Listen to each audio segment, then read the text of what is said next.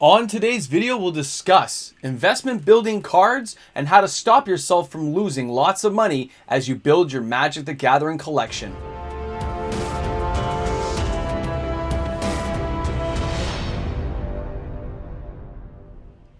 Hey everyone, welcome back. Thanks for hanging out with me again today. This is MTG Moxman here, and today we're talking about building your investment in Magic. If you're new to the channel, welcome aboard. For all my regular viewers, welcome back, guys. I hope you're having an awesome day wherever you all are in the world of Magic. Don't forget to hit that subscribe button. So, building our collection takes time, it takes effort, and it takes not being stupid, honestly. Don't make the mistakes that I've made. It took a long time to get where I am, and I'm still building and making small errors along the way, but we're going to help you guys minimize those errors. That's what I hope this video will help you guys out with. So we have a few sections here. We got our budget. We got our trading, sealed products, singles or foils, reserve list building. All right? So no matter what, you have to have a budget. We're going to say, depending on what kind of job and stuff you have, your budget could be anywhere under the sun. I don't know what your budget's going to be. But we're just going to say it's $100 bucks a month. $100 a month. Because maybe you're going to an F&M. Every week you're going to some sealed product or drafting experience at your local store. Maybe you're buying a couple of cards, right? So depending on where you want to go with your collection building, you got to make a few good points here. Number one, got to conserve that budget. If that's all you can spend without putting yourself, friends, or family in danger, you don't do it. Stick to your budget, $100 bucks. Maybe you cut out a couple of F&Ms each month. Maybe you only do one or two. You stay home with some buddies for a couple of months and you just start, playing your regular games. That'll give you some extra asset money to tap into. It'll give you a little extra cash. So let's say you were going to 4 F&Ms. 25 bucks a week you were spending playing some local thing. Maybe you went out and had a couple of coffees with the boys, maybe a beer or two. Cut that stuff out. Just for a little while to get your collection going the direction that you want it to go in. I'm not saying you have to permanently cut it. You're going to make a little sacrifice, or you take on another extra part-time job. Maybe walk some dogs in your neighborhood. Maybe, throw some papers at a door. I don't know, do paper delivery still happen anymore? It did when I was a kid. But either way, you're going to break this down. So we're going to hopefully have, out of that, 50 bucks still. Now that 50 bucks can do a lot when you're trying to build your collection. Month to month, it may seem like nothing, but it can build up. $50 is some half-decent reserve list cards. There are cards you can get for 50 bucks. Decent stuff. You can get yourself a fetch land. Start building up towards something great. But either way, you're invested. We're going to say you're buying 1 or 2 fetch lands every month. Even though they're going to be reprinted, it is a solid asset card to have. You're going to build up into it. Or you're buying 1 mid-level reserve list card. You're buying a Soul Devi Excavation, something that will have some trade value at some store you go into. Because when you're doing all this, you can't just be buying random packs and cracking them. As much fun as that is, as a blast as it is, it's not always going to work out for you. You're going to get some dud packs, that's for sure. That's why it's a gambling type game, right? When you're just cracking packs, you have no idea. When you're buying singles, depending on which single you're buying, you are building a solid asset class for yourself.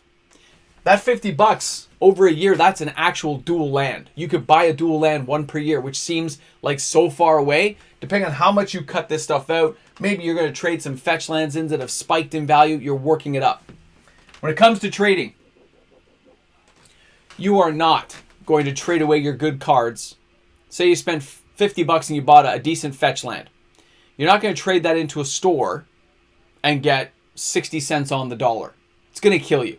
You got to hold on to that and trade, sell it on eBay, work out a local deal with somebody to work into some cash, okay? When you want to finally trade up.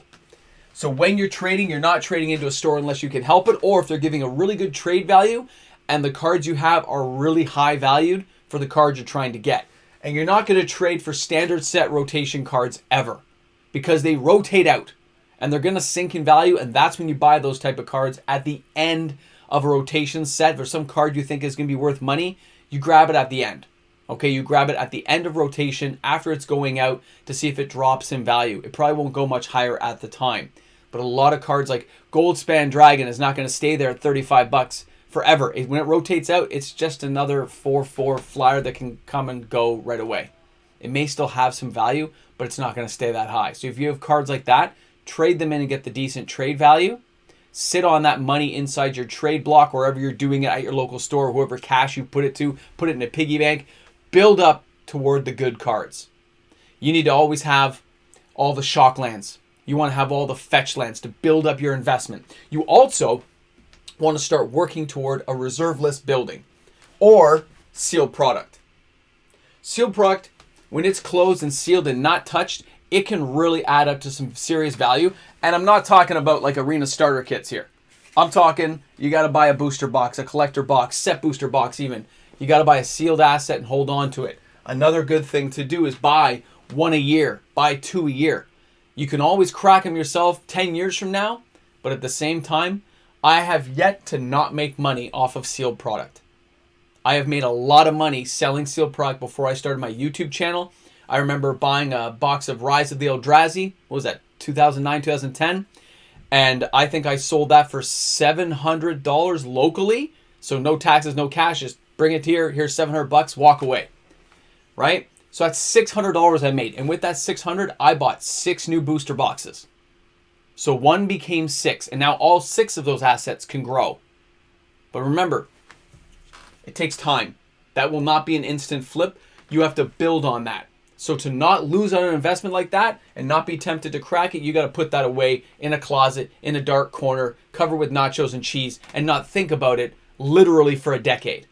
But you will get reward from that. And if you keep buying sealed product, if you buy 1 or 2 boxes a set, again, remember, you've only got a little bit of money to work with. Some of us will have more. Some of us may have less. If you have less, it takes a lot longer to build where you're going. Again, you might want to think about that second job to really get your stuff going for about a year, and then you can roll with it and slowly building your collection. If you have an extra cash flow, you're buying some sealed product, and you're sitting on it, just remember, I used to say 7 to 9 years. I'm now kind of like the 9 to 12 years with how they've done stuff. It takes longer to get that money rolling, but it really does add up, because as you're rolling along, by the time you get to that 9, 10 year mark, some boxes doubled in value. If you sell 1, you can buy 2 more of a newer set, hopefully. That's the goal. So you're actually building your collection for free at some point. And that's what I like to see happen. It won't work for everyone. I know some of us will stumble and fail, but hopefully this reminder video out there will get you guys going. Now, singles. Foils. When you're buying foils, buy old school foils. Okay, look for near mint ones. They're going to have some cloudiness, some finger touching. Don't go for the beat up ones. Go for the near mint. Take your time. When you're looking for older cards, it's better to put the money into a near mint asset than a heavily played. And I'm going to tell you guys, the reason I would say this is you want to make sure anything you're going to sell later or trade up for something, whoever's looking at it is going to be critical. They're going to look for stuff to knock down that price. If you have a card that's $500 near mint and you only have a heavily played one that's going for $200, you see how much value you've lost? If you just spent the extra $50, $20, $30 buying a near mint copy, you are saving yourself time and trouble later on, because when they inspect that card, they're like, oh, this is a pretty good card, man. It's pretty good. And you'll get a better trade-in or better sale value on that card, depending on what you're trying to move up into. But almost all the cards in a standard rotation or cards that can be reprinted by Wizards, you always have the potential to lose a lot of value when a card gets reprinted. It's a long-term thing. But when you start flipping cards, flipping sealed product, you got to start buying into reserve list cards. There are lots of cheap ones you can get into that cost nothing, but they're never coming back. And then you can start stepping into the $100 range. You say, oh, I'm going to go ahead and buy a null rod. I'm going to buy myself a metal worker. Those assets, those building blocks in your reserve list have eternal value.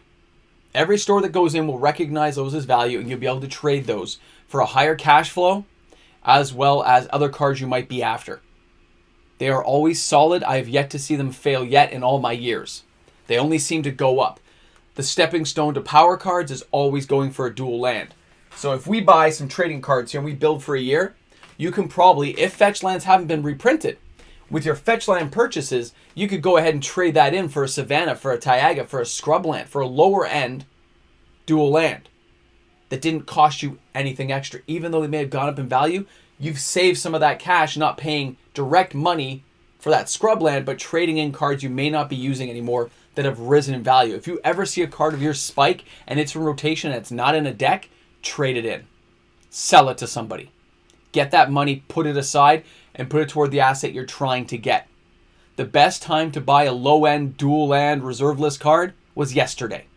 Buy it as soon as you can because the price just seems to keep going up. And it is your gateway to power cards later on. If you want to really build your collection, time, dedication, and paying attention, it's not always just throwing money at the issue, although that does work. If you have enough cash, you can just buy the cards. This video probably is not for you. But for those of us who had to build our collections up, it takes time and effort to be able to get those cards you finally want, and it's so satisfying when you work into it. So if you can go and you start going for a low-end dual land, right? Or you're going for like a metal worker, or how about a Volroth Stronghold, maybe a Tolarian. You see where I'm going with this? You start buying those kind of cards because they have recognized value. It's not a low-end card like a filter land or something that's reserve list. Depletion lands are like $2 each. You can buy those. I still buy them now. I still buy 1 or 2 of these type of cards all the time when I'm throwing them into my orders on things like TCG Player using my affiliate link. I make a few extra bucks there too. And you get that stuff going, it builds up. And then you have a collection of them. In case you ever have a card spike, you've bought some of the lower end cards, which didn't cost a lot, but you're building toward the higher end cards by trading in stuff on this list to get to this list. And when you have these, you're just enjoying the money as it continues to grow. And if you have enough dual lands, guess what? That can buy you your first mocks. Did you know that? Over a couple of years of doing this, you can start working towards your very first mocks, depending on how hard and how diligent you work at doing it. By trading in cards that spike in your regular F&M and nights you're having fun with, but trading them in right away, selling to another player, high trade-in value, and building credit at your store, you can really start building into higher-end reserve list cards. And you're like, wow, I never thought I'd be able to do this. Meanwhile, you were just doing some F&Ms every night, once a week.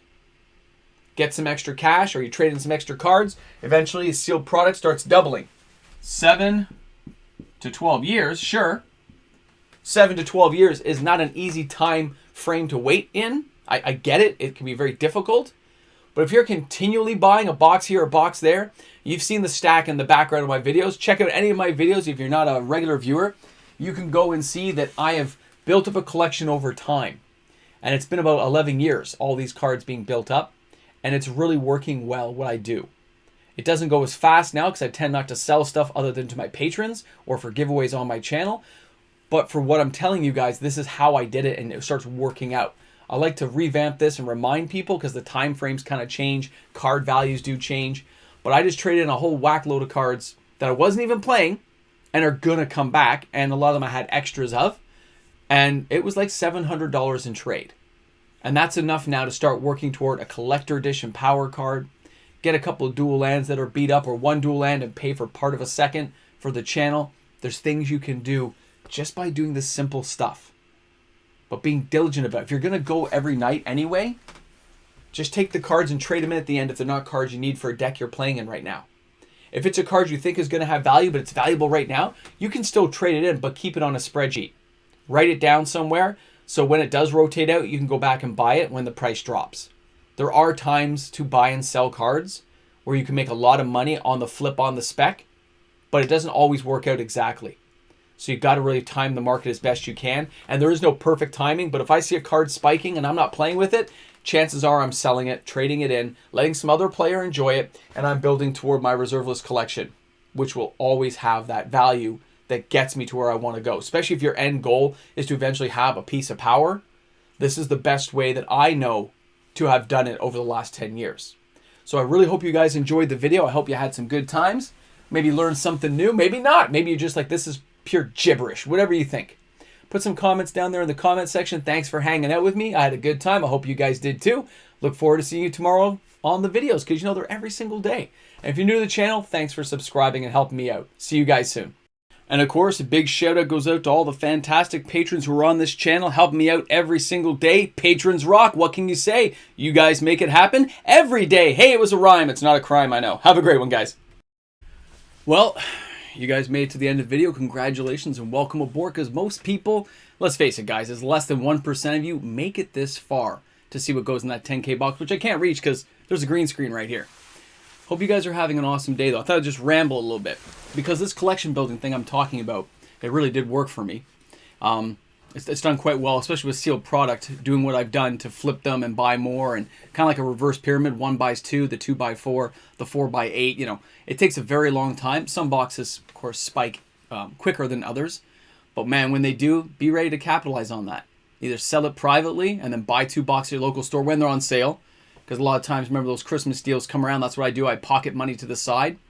And that's how I did it for a lot of the D&D stuff I bought. Yeah, I put money into it. But it was also selling boxes that I'd done a couple of years earlier and just kept the cash aside for, you know, stuff like this when it comes up. I just think a lot of people don't have that patience to wait that long to get those kind of profits going and enjoy the cards they've always hoped of owning. They really can do it. It's not impossible. It's the same thing I do here on the channel. When we get more sales and things going and more patrons join, then I add more money to the Patreon to the point where I think we'll be adding extra prizes soon because we're building quick enough that it can happen, right? It's amazing, but it takes time, patience, right? And a lot of people forget that. I'm almost out of coffee. It's killing me today. You know what's funny too? I have so many cool coffee mugs, and yet I keep this old one that I had like since I was a teenager. Like, here in Toronto, it's AM 640. You know what I mean? Like, I don't get it. But you got to look for those deals, too, at stores. You got to go to your face-to-face, and you got to say, hey, what booster boxes are on sale? 401 games, the odd time get a good deal. I think, was it not Caltime? I think it's the Innistrad ones right now. They're only like $220, which is pretty cheap, right? Not cheap enough for me to buy, but it is pretty cheap because they're not nearly as snazzy as some of the other box we've seen. I know this is a bit of a ramble. I can't help myself because I got those emails and those questions. And it's like, you can do it, man. You really can. Even building into collector edition power, which is a lot more attainable, it's not that hard to do. Not if you set your mind to it. Things we can set our minds to can just set you free. Just remember to stay on budget. Never hurt family or friends, and usually it's pretty good. Karma falls your way, man.